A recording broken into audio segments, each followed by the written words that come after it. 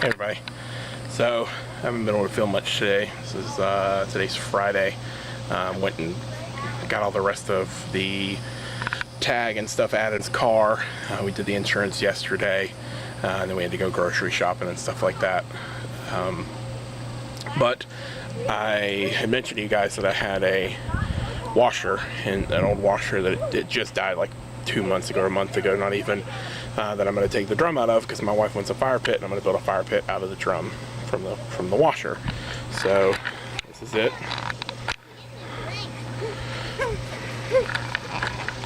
And got my toolbox, and I got another toolbox here, and from there on we should be able to get it out. First thing I'm going to do is take this cover off, and then there's some screws here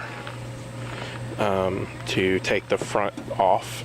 So this off, and then it should just be a few bolts, I think, to get the drum out. So we'll see where it is in a little bit. Alright, so this is where I'm at so far. So I pulled the front panel off, the top panel, and the top, I pulled that off so that I could get to this. I've unhooked the springs from both sides that held it in place. Then there was a concrete block here and a concrete block here. That's those right there.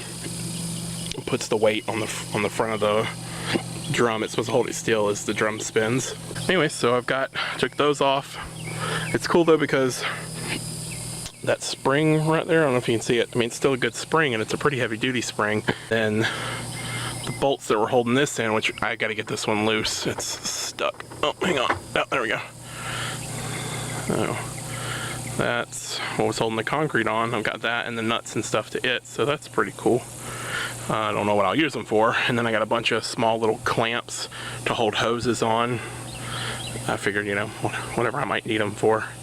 My wife was like, I didn't think you were pulling this apart to get parts for it, so I told her this was going to be her fire pit because it's already got the holes in the side so it gets air. But if she ends up not wanting it, I may try and turn it into my foundry. And I've got a blanket material that I can line the bottom and the sides with, and that'll help it hold heat. And then just drill a hole in the side, feed a propane nozzle into it, and that'll provide the fire. So, and then I just have to build some kind of lid for it, but we'll see. She'll probably want the fire pit, at which point I'll just put some legs on it after I get it out of the, what I have to do is there's some bolts up here and bolts here that's holding these plastic pieces together. I got to get those plastic pieces off so that I can pull the drum out, I believe. It's the best I can figure. So anyway, so that's where we're at right now. So because I'm a smart man, and I just realized the only thing holding that drum in still was this stupid thing that ran across the top. So 2 screws here, screw here, a screw over here, and a screw up top. This screw right here is rusted, so I couldn't get it out. Anyways, a little bit of yanking.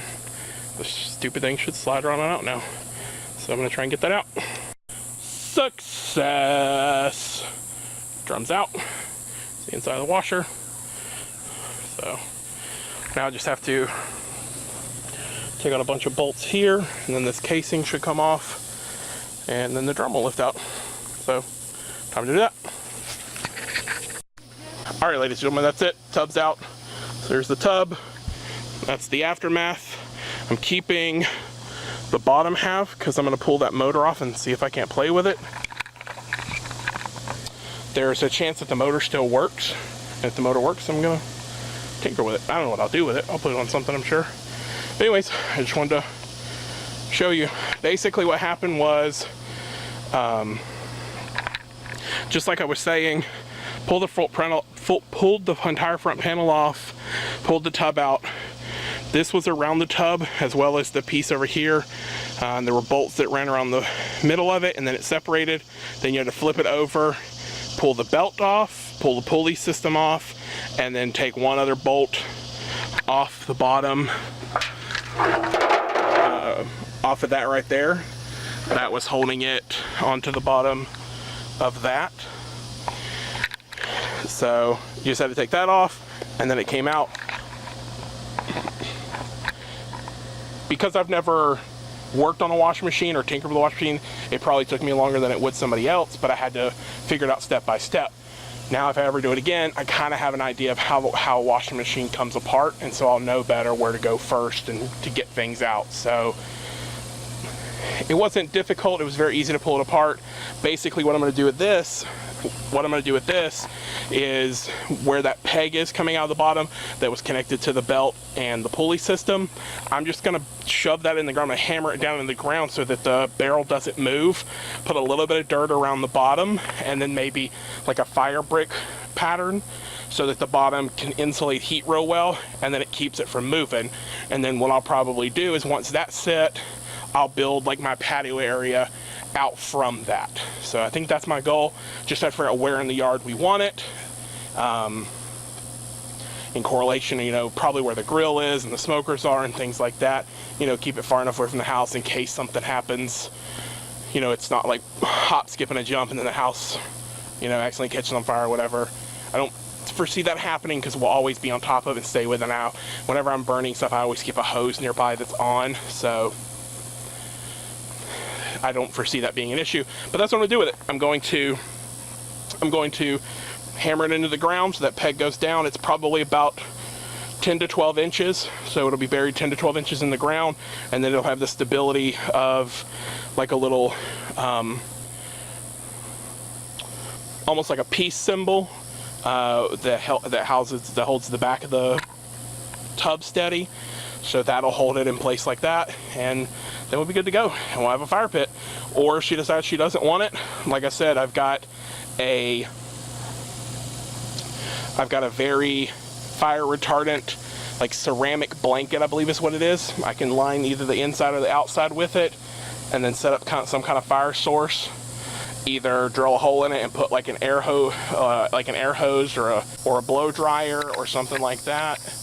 Onto the side of it so that it keeps air going, and then I can just throw wood. I got plenty of wood that I could burn for a while so that I can have a foundry going, and possibly even have a setup to do like blacksmithing and stuff like that. So I do have an anvil.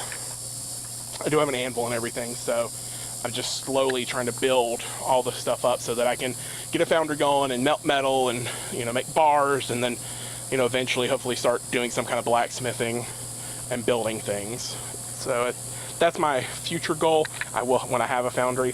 Honestly, I might just find another washing machine that somebody is getting rid of because it's broken, pull it apart and take the tub out of it, and then I've got another one because that's the perfect size. It might be, no, that's probably the perfect size for anything I want to work, you know, blacksmith or foundry, run to a foundry, anything like that. It's big enough to melt metal and everything like that. So that's probably what I'll do. Or my other option was getting like a bladder tank and cutting the end of it off, filling that with the flame retardant ceramic blanket, and then using that. So I want something I can put a lid on. So of course with a washing machine tub, I'd have to find a way to build a lid for it to help keep the heat in so that the metal can melt faster. But those are my goals. Those are long-term goals. Right now we've got some other things to deal with. We just happen to have a washing machine go out, and that's why that's why I'm going to use the tub as a a tub as a fire pit, because that was an idea that her sister gave us while she was in town. That's something they do up north, so we're in the northwest. Anyways, I'm going to get in the house. I'm sweating like crazy. I need a shower because I'm sticky and muggy, and it's just bleh. The sun's not even out, and it's hotter than Hades out here. So I got to get my tools in the house and other stuff. So I'm going to go ahead and get that done. I don't know if I'm going to do any more filming for the rest of the night. I might do like a little closing montage about how the day's been. It's been an interesting day because I want to go over, we went grocery shopping, and we go grocery shopping for our meat from a meat store, and there's a special deal we get, and I want to tell you all about it, and then where we buy, like what kind of veggies and stuff we buy. So just our general shopping and stuff like that for the month and stuff. Anyways, in case I decide not to film anymore tonight, sweat off the nose, sweat off the brow, till tomorrow.